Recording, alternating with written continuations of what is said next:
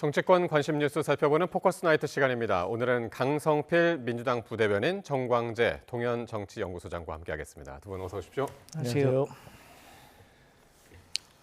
네, 이해훈 초대 기획예산처 장관 후보자에 대한 인사청문회가 여야 간 공방만 이어지다가 결국 파행됐습니다. 현장 발언 직접 듣고 오겠습니다.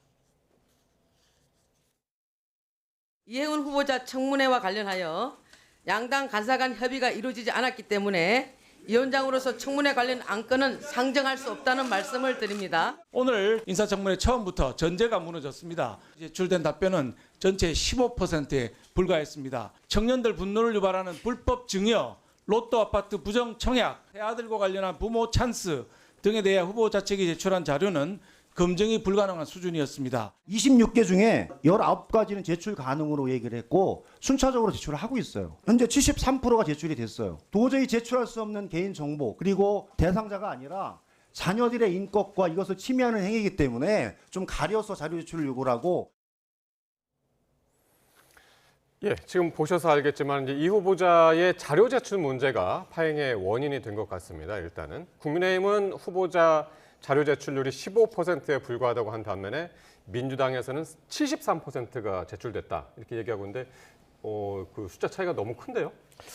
근데 이제 앞서서 이제 뭐 저희 민주당의 김영진 의원이 나름대로 제출 열심히 하고 있다 이렇게 말씀하셨는데 제가 생각해도 15%와 73% 너무 큰 격차가 있는 것 같아요. 그러니까요.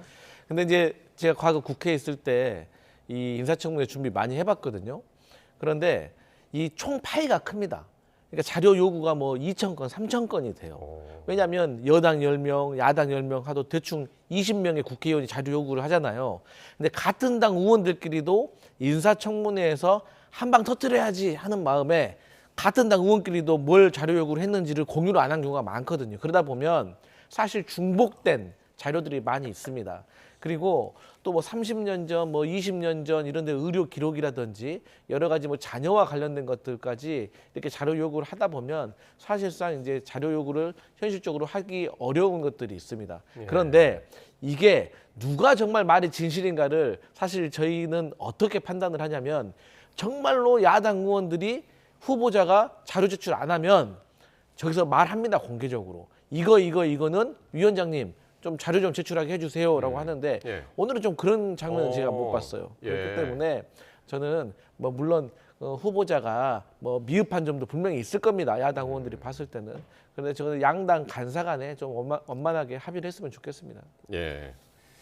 어떻게 보셨어요, 소장님? 저는 이 자료 제출 퍼센테이지가 중요하다고 생각하지 않아요. 핵심적인 내용, 핵심적인 의혹을 규명할 수 있는 자료를 냈느냐 안 냈느냐 이게 더 중요하다고 봅니다. 워낙 방대한 자료다 보니까 뭐 국민의힘 기준에서는 15%고 민주당 기준에서는 73%라고 각자의 기준에 따라서 이야기할 수 있겠지만 지금 이해훈 후보자를 둘러싼 의혹 가운데 가장 큰 것은 부동산 청약 과정에서 과연 편법적인 불법적인 요인이 있었느냐 없었느냐 이거 규명해야 되는 거고요. 그리고 이른바 금수저 3형제에 대한 그 재산을 증여하는 과정에서 재산 증여세 제대로 냈느냐 안 냈느냐 이것은 불법과 합법 사이에 있는 것이 아니라 불법이면 불법이고 합법이면 합법인 겁니다. 이런 의혹이 제기됐다면 본인에게 제기된 의혹이니까 그것이 합법적이었다. 나는 다 정해진 법 안에서 했다라는 것을 명확하게 규명할 수 있어야 하는데 그런 자료조차 내지 않고 있으니까 국민의힘이 이 청문회를 예정대로 진행할 수 없다라고 얘기하는 것이고 본인이 이런 공적인 영역에서 정말 부와 명예를 함께 주겠다는 생각이라면 그만큼 본인에게 주어진 책무를 다해야 되는 거예요. 그 청문회에서 야권이 제기하고 있는 자료에 대해서 제출을 해야 되는데 그러지 않고 그냥 이 하루만 피하면 이재명 대통령이 날 임명해 줄 거야. 이런 식으로 대하는 것 자체가 굉장히 부적절한 태도죠. 근데 일각에서는 이게 국민의힘이 자료 제출 문제는 어떻게 이렇게 겉으로 드러나는 문제이고 좀 다른 전략이 있는 것이 아니냐. 아예 이제 청문회를 무산시키려고. 그래서 오히려 이해훈 후보자를 오히려 출연시켜가지고 오히려 거기서 이제 좀 각종 의혹들 저런 부분을 좀 국민 앞에서 보여주는 것은 어땠을까? 뭐 그런 이야기들도 하더라고요. 저도 사실 이번에 청문회 자체를 보이콧한 것은 좋은 결정이라고 보지는 않습니다. 이미 이해훈 후보자는 기획인사처 장관 후보자로 부적격하다는 사실을 언론을 검증을 통해서도 다 드러났어요. 이번 청문회를 통해서 또 한번 부각시키고 이 이해운 후보자가 정말 그 기획인사처 장관이 되면 안 된다라는 여론을 확산시키는 것을 주력했어야지 무조건 이런 식으로 청문회를 보이콧하는 것에 대해서 많은 국민들이 또 의아해할 것이라는 생각도 들거든요. 이미 그 이 후보자에 대한 국민 판단은 끝났다고 봅니다. 뭐 김남준 청와대 대변인이 나와서 소명할 수 있는 것, 그것을 국민들이 들을 수 있는 기회는 줘야 되는 것 아니냐라고 판단하지만 예. 구체적인 여론조사 수치 얘기하지 않겠지만 이미 국민적 판단은 이해운 후보자가 그 부적합하다라는 것에 대해서는 공감대가 형성돼 있는 겁니다. 사실 청문회까지 가서도 안 되는 인사였죠. 그러니까 청와대는 청문회를 통해서 후보자 해명을 보겠다는 입장이고 민주당에서도 국민한테 판단할 기회를 줘야 된다라는 입장인데 나중에라도 날짜를 다시 잡거나 아니면 이제 민주당 단독으로도 청문회를 열 수 있는 건가요? 어떻게 봐야 되나요? 일단 제가 알기로 국회법 50조에 보면 위원장이 의사 진행을 하지 않으면 교섭단체 간사가 직무 대행을 해서 개최할 수가 있습니다. 물론 그 전제 조건은 다수당일 경우겠죠. 근데 지금 현재 저희 민주당이 다수당이기 때문에 저희 혼자서도 간사가 위원장이 되어가지고 청문회는 개최할 수 있는 걸로 알고는 있습니다. 그런데 이제 이거를 뭐 원리 원칙대로 푸는 것보다 정치적으로 풀어야 될 저는 그런 면이 크다고 봐요.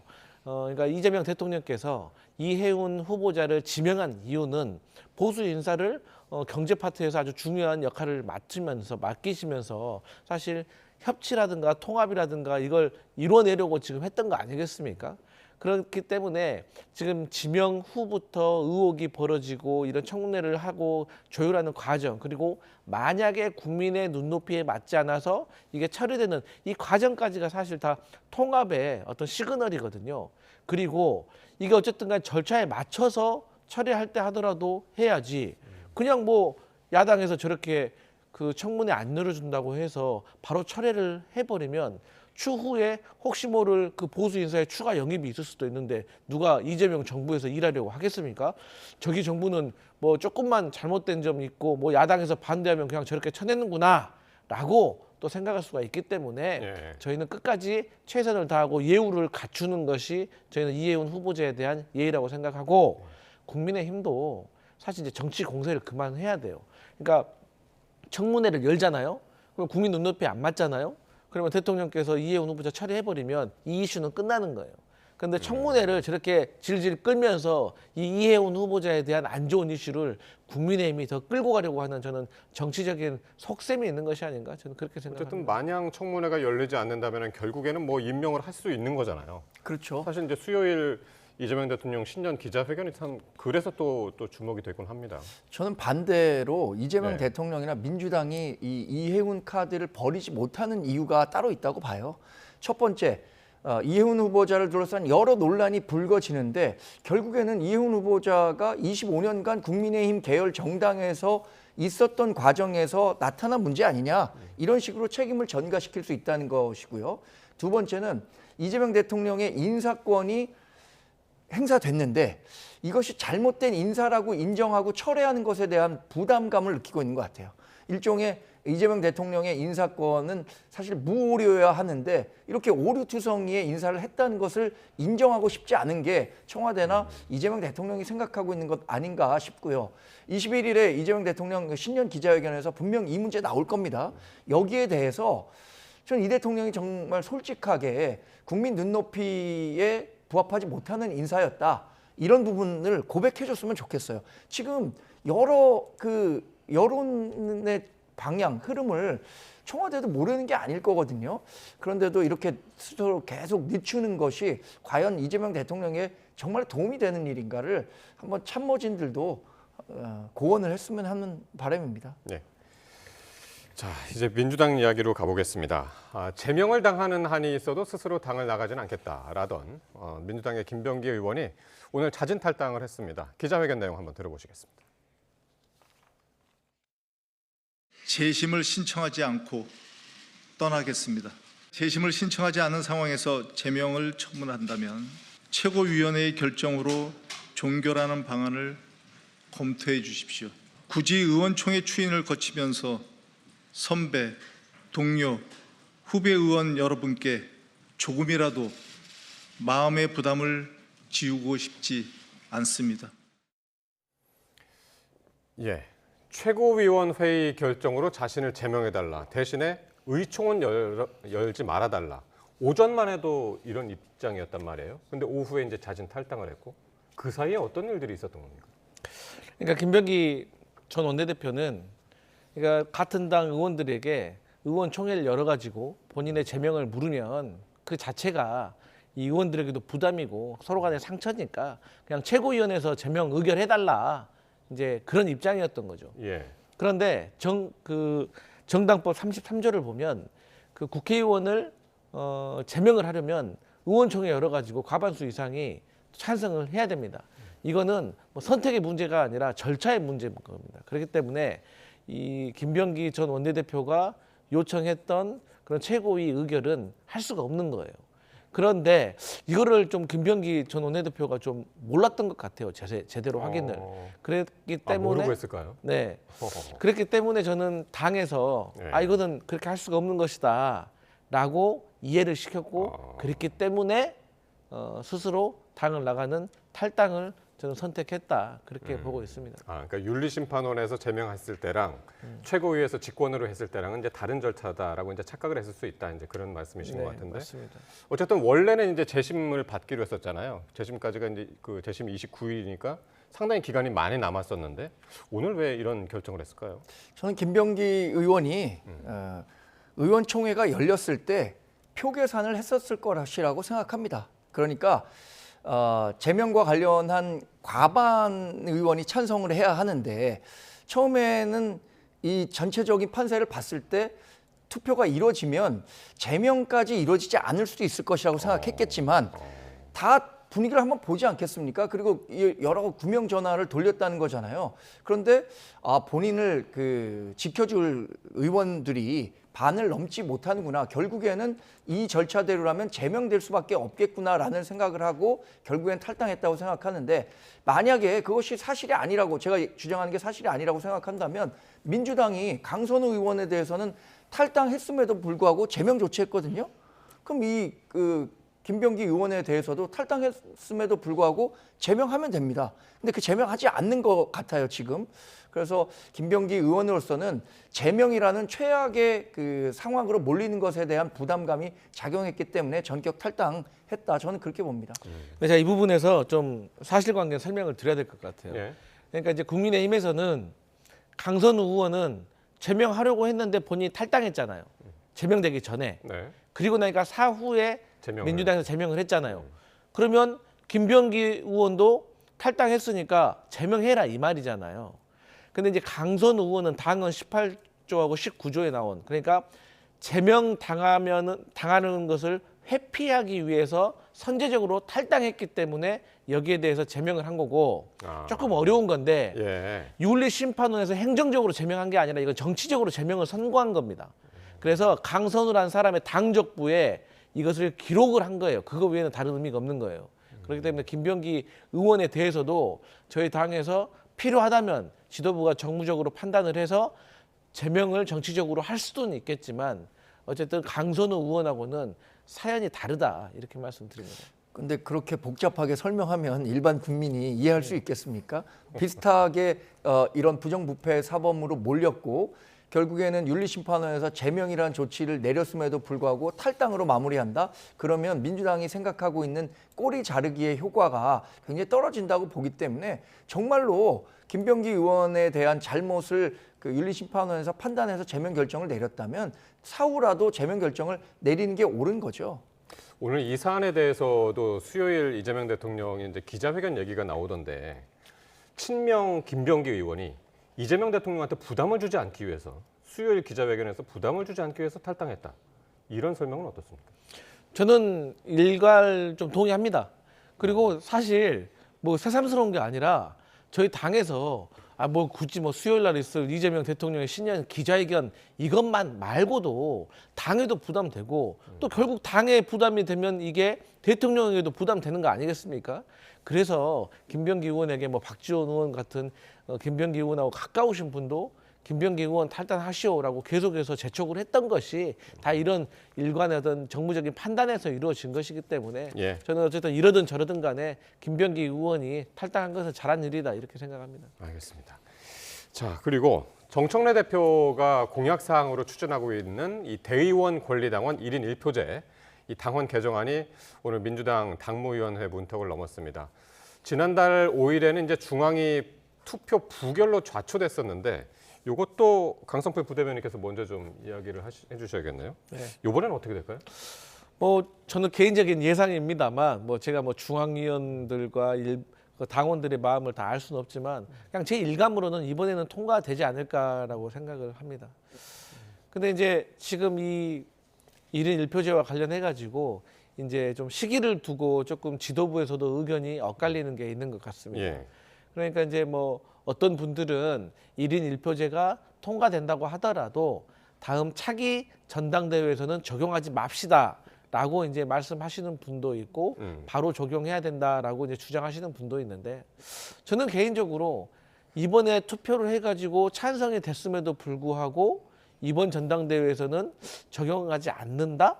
뭐 물론 개정안이나 그런 데도 부칙으로 뭐 1년 후부터 시행한다 뭐 그런 말이 있긴 하지만 예. 그럴 거라고 하면 적용이 바로 가능한 그 전당대회 전에 하면 되지 굳이 지금 해가지고 이렇게 분란을 일으킬 필요가 있을까? 차라리 그 시간 동안에 좀 더 논의를 하는 것이 더 낫다라고 생각을 하고 저는 1인 1표제가 통과가 되면 그 즉시 저는 하는 게 저는 타당하다 그렇게 생각합니다. 그러니까 오늘 당무위가 낮에 있었고 그 전에 이제 최고위원회가 열렸는데 그 최고위에서 또 한 번 이제 논란이 됐습니다. 1인 1표제. 지금 바로 말씀하신 부분. 정청래 대표의 연임용 아니냐 이것이 이제 그런 이야기들이 자꾸 터져 나와서 어떻게 보셨습니까? 민주당이 지금 국민의힘에서 일고 있는 내용을 아주 흥미롭게 보고 있잖아요. 한동훈 전 대표의 당원 게시판 관련해서 징계 여부를 흥미롭게 보고 있는데 국민의힘에서도 민주당 지금 정청래 대표가 추진하는 1인 1표제 아주 흥미롭게 보고 있습니다. 왜냐하면 이렇게 빨리 진행될 거라고 생각하지 못했거든요. 12월에 부결됐기 때문에 적어도 다음 당대표 선거 전까지는 조심스럽다. 그리고 또 더군다나 6월 3일에 지방선거가 있기 때문에 정청래 민주당 대표가 이것을 아주 급작스럽게 밀어붙일 거라고 생각하지 않았는데 아마도 몇 가지 자신감을 확인한 것 같아요. 이번에 최고위원 선거에서 이른바 정청래 대표와 가깝다는 친청 의원 2명이 당선됐고 전반적으로 돌아가는 걸 보니까 이번에 통과시킬 수 있겠다라고 생각하고 밀어붙이는 것 같습니다. 그런데 지금 강성필 위원도 자신하지 못하고 있잖아요. 저도 민주당 그 관련 분들에게 얘기를 하니까 지난번에 가까스로 부결이 됐는데 네. 그러면 저는 이번에 당연히 통과될 것 같다라는 기대감을 갖고 물어봄에도 불구하고 잘 모르겠다라고 답하는 사람들이 많은 것 같더라고요. 예. 그러니까 이른바 친명, 대통령과 가까운 중앙위원이나 이 당원들은 정청래 민주당 대표가 본인의 사익 때문에 이거 급작스럽게 추진하는 거 아니냐라는 경계감을 확실히 갖고는 있는 것 같습니다. 그래서 흥미롭게 보고 있습니다. 사실 오늘 당무위에서도 뭐 압도적으로 통과는 한 것 같아요. 모두 이제 79명 중에서 61명이 표결에 참여했고 그 중에서 반대표를 던진 사람이 서면으로 2명이 이제 반대표를 던졌다라고 이제 그렇게 이야기를 하는데 변수가 그런데 그럼에도 불구하고 변수가 있는 것이 강덕구 의원 네. 친명으로 이제 알려진 이제 강덕구 의원이 내일 기자회견을 한다고 그럽니다. 갑자기 네. 어떤 기자회견일까요? 제 생각에는 1인 1표제와 관련해 가지고 네.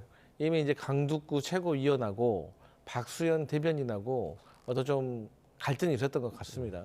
그러니까 박수현 대변인 해당 행위 발언. 해당 행위 발언과 관련해 가지고 조금 오해가 있었던 것 같고 여기에 대해서 조금 문제 제기를 하려고 하는 것이 아닌가라는 개인적인 추측이 들고 있는데요. 근데 저는 그런 생각을 해요. 뭐 1인 1표제와 관련해 가지고 첫 번째 정청래 대표가 연임에 도전하겠다라고 얘기를 공식적으로 하지 않았어요. 두 번째, 공식적으로 도전을 한다고 칩시다. 근데 상대 후보가 지금 정해지지도 않았어요. 그런데 1인 1표제가 저는 왜 정청래 당대표에게만 유리하다고 우려를 하시는 분들이 있는지, 선거는 가봐야 아는 것이고 상대가 정해져야지 구도가 잡히는 건데, 그리고 당대표로서 임기를 잘 마치고 능력을 평가받았다고 하면 저는 1인 1표든 20표든 흐르는 대세를 막기는 어렵다고 보고, 당대표로서 제대로 된 어떤 성과를 못 냈다라고 하면 1인 1표제가 통과된다고 하더라도 당원과 어떤 중앙위원들이 당대표 연임을 두고 보겠습니까? 그래서 저는 아직 일어나지도 않을 일에 대해서 연임이라는 어떤 아직 멀리 있는 일을 가지고 당내에서 갈등하는 것은 국민의힘만 좋을 일이다, 그런 생각이 듭니다. 상대 이름이 나오긴 나오죠. 근데 그 지난번 당대표 선거에서 정청래 당대표가 권리당원 투표에서는 압도적으로 박찬대 후보를 이겼죠. 근데 대의원 투표에서는 그 격차가 굉장히 적었거든요. 그러니까 본인에게 유리하다라는 정치적 판단은 분명히 하고 있지 않겠습니까? 알겠습니다. 자, 이제 국민의힘 이야기입니다. 국민의힘 장동혁 대표 이른바 쌍특검을 주장하면서 닷새째 단식을 이어가고 있습니다. 장동혁 대표하고 민주당 정청래 대표 발언 들어보시겠습니다. 목숨 걸고 국민께 호소드리고 있습니다. 점차 한계가 오고 있습니다. 하지만 여기서 멈춘다면 대한민국의 미래는 없을 것입니다. 지금 단식할 때가 아니라 석고 대죄할 때입니다. 명분 없는 단식은 얼른 중단하시기 바랍니다. 건강이 최고입니다. 밥 먹고 싸우세요. 예, 장동혁 대표 점차 한계가 오고 있습니다라고 얘기를 했는데, 진짜로 한눈에도 이 주말 지나면서 건강에 상당히 눈에 띄게 안 좋아지는 것 같은데, 오늘이 고비다 이런 얘기도 오늘 나오던데요. 지금 상태가 어떻게 파악하고 계십니까? 오늘로 단식 5일째입니다. 예. 그런데 과거 뭐 이재명 민주당 대표 시절에 24일 단식했잖아요. 사실 24일 단식이라는 것은 지금 장동혁 대표가 하고 있는 정말 소금과 물만 먹는 단식으로는 24일 버틸 수 있는 수준이 아니죠. 그래서 그때 뭐 이재명 대표 당대표 시절에 단식을 두고 출퇴근 단식이라는 평가도 있었던 거잖아요. 어쨌든 장동혁 대표의 건강 상황이 지금 좋지 않은 건 사실이고요. 저는 과거에 장동혁 대표와 같은 스타일로 완벽한 단식을 했던 분이 황교안 전 대표 있거든요. 2019년 11월, 12월에 걸쳐서 했었는데 당시 8일 만에 쇼크가 와서 응급차로 후송이 되는 경우가 있었습니다. 예, 저도 불식이 만약에 없는 상태로 그렇죠. 갔었죠. 그때 뭐 정말 조금만 더 늦었으면 생명에도 위협이 있었을 정도로 위험한 상태였다고 하는데 장동혁 대표 지금과 같은 단식한다면 8일 넘기기가 어렵다고 보거든요. 그러면 지금 5일 차인데 한 1차 위기가 한 5, 6일 차에 온다고 하더라고요. 지금 상당히 건강 상태가 안 좋은 상황, 특히 혈압이 낮아져 갖고 고생하고 있다라는 이야기를 들었습니다. 예.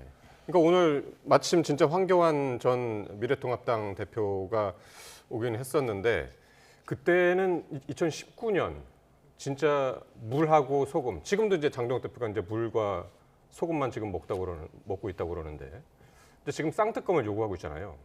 근데 민주당에서는 지금 뭐 정청래 대표도 안 가본 거죠? 예. 그렇습니다. 눈도 깜짝 안 하고 있는 것 같은데요. 근데 이제 뭐 지금 뭐 황교안 전 대표가 단식했을 때가 어떻게 했고 며칠 했고 목숨이 위태로웠다고 하는데, 뭐 물론 저는 이제 야당의 대표가 저렇게 단식하고 계시니까 안타까운 마음이 들고 또 이렇게 뭐 비판만 하기는 송구스럽지만, 그럼에도 불구하고 드릴 말씀을 좀 드릴게요. 지금 국민들이 장동혁 대표가 정말로 저 쌍특검 관철시키기 위해서 단식한다고 생각하시는 분 얼마나 되겠습니까? 국민까지 갈 것도 없이 지금 국민의힘 내부에서도 저 장동혁 대표가 지금 쌍특검 때문에 지금 단식하고 있다고 다들 그렇게 생각하고 응원하고 안타깝게 생각합니까? 아니잖아요. 배현진 의원 같은 경우도 벌써 공개적으로 아니라고 이렇게 비판하지 않았습니까? 그래서 저는 국민들도 야당 대표가 정말로 하다가 안 돼가지고 최후의 카드로 단식을 하게 된다면 국민들도 안타까워하고 야당에게 힘을 실어주겠지만, 지금 국민들 그러고 있지 않잖아요. 그 이유가 뭡니까? 당내 권력 다툼, 한동훈 전 대표 제명시키고 당내 리더십 세우려고 하는 거 알고 있지 않습니까? 저는 그것을 저희 민주당도 의심할 수밖에 없기 때문에 저희 그 정청래 대표도 죄송합니다만 단식 현장을 가지 않고 빨리 단식 끝내셔라 이렇게 조언했던 걸로 저는 알고 있습니다. 그러니까 이번 어쨌든 동기야 어쨌든 결과가 좋으면 좋은 건데 그 결과도 지금 그렇게 긍정적으로 전망하고 있지 않은 분들이 이제 많은 것이 앞서서 이제 황교안 전 대표 말씀하셨습니다마는 그때도 이게 뭐 좋은 결과로 이어지지는 않았잖아요. 뭐 정말 안타깝게 생각합니다. 지금 예. 강 의원께서 지적하신 것처럼 장동혁 대표가 순수한 동기로 특검을 관철시키겠다는 의지를 갖고 단식을 하고 있다. 이렇게 얘기함에도 불구하고 다른 얘기들이 나오는 것 자체가 굉장히 부담이죠. 전 당원의 한 사람으로서 상당히 부담감을 느낍니다. 그러니까 한동훈 전 대표의 당원 게시판 문제를 저는 단식 전에 해결하고 갔더라면 훨씬 더 동력을 받았을 수 있을 것 같아요. 한동훈 전 대표에 대한 윤리위 처분이 과했다. 그것을 보류하는 것이 아니라 과했다라고 해서 다 같이 싸우자 이런 식의 목소리를 냈다면 아마 한동훈 전 대표도 단식 현장 격려 방문하고 다른 중도 진영에서 뭐 활동하고 있는 많은 정치인들이 함께 그 뜻을 모을 수 있었을 것 같은데 지금 저런 인식들이 있으니까 뭐 이준석 대표든 다른 사람들도 와서 선뜻 동참하기가 어렵다라는 평가들이 나오고 있잖아요. 그래서 당내 문제를 우선 해결하고 이렇게 대외 투쟁에 나섰다면 훨씬 더 큰 동력을 가질 수 있었을 텐데라는 아쉬움이 뭐 상존하고 있습니다.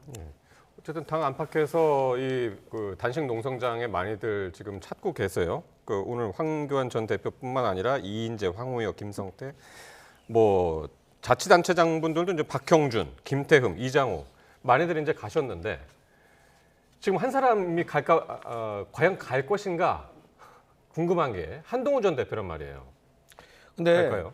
저는 한동훈 전 대표 간다고 해서 네. 한동훈 전 대표가 바라는 것을 장동혁 대표가 들어주지 않을 겁니다. 더 자세히 말씀드리면 지금 한동훈 전 대표와 관련된 제명 되냐 안 되냐 뭐 이런 거 지금 좀 긴장된 상태 아니겠습니까? 근데 장동혁 대표 단식 현장 찾아갔다고 장동혁 대표가 한동훈 전 대표 제명 취소하거나 재심해서 보류하고 다른 결정으로 돌릴 거라면 애초에 당무관 사위도 꾸리지도 않았을 거라고 저는 생각하고 있기 때문에 또 그것을 한동훈 전 대표도 알고 있을 겁니다. 그렇기 때문에 저도 한동훈 대표가 단식 현장에 가지 않을 것이라고 생각하고 그게 지금 어쨌든 국민의힘의 장동혁 대표에게도 한동훈 전 대표에게도 딜레마인 상황이다 이렇게 보여집니다. 정 소장님은 짧게요. 어떻게 파악하고 있어요 지금? 모르겠습니다. 정말로. 이게 워낙 복잡한 정치적 역학관계가 있기 때문에 한동훈 전 대표가 선뜻 단식 현장을 방문해서 격려하고 위로할 수 있는 사안인지 아직 뭐 결론을 내리지 못한 것 같고 저는 만약에 그런 일이 있으려면 그래도 중진이든 현역 의원이든 장동혁 대표와 한동훈 전 대표의 가교 역할을 할 수 있는 사람이 어떤 그 명분과 구실을 만들어줘야 한다고 생각하거든요. 그 노력이 없다면 지금 당장 한동훈 전 대표가 찾아가서 격려를 할 수 있을까라는 부분에 대해서는 조금 걱정입니다. 네, 알겠습니다. 네, 여기까지 듣겠습니다. 지금까지 강성필 민주당 부대변인 정광재 동현정치연구소장과 함께했습니다. 두 분 고맙습니다. 감사합니다.